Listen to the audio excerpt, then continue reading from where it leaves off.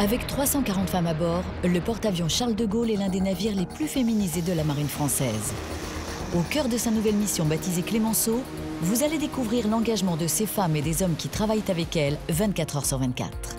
Les hommes ne se comportent pas pareil lorsque les femmes sont là que lorsqu'ils sont tout seuls. Donc ça, je pense que ça a été une vraie plus-value pour le fonctionnement en général et donc pour la capacité à durer en mer. Des marins remarquables, comme le premier maître Francine, la première femme maître de pont sur un porte-avions français, veille au catapultage des avions.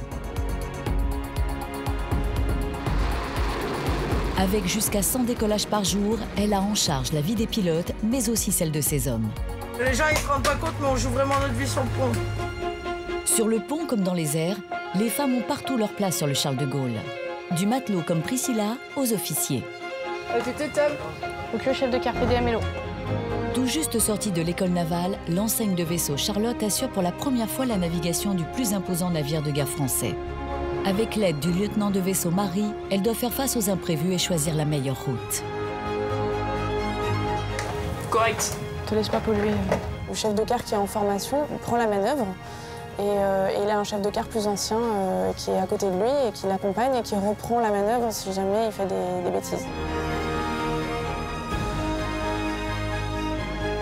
Pour sécuriser le porte-avions, Maître Gladys et le lieutenant de vaisseau Benjamin, tous deux embarqués à bord de l'hélicoptère Caïman, multiplient les vols de jour comme de nuit.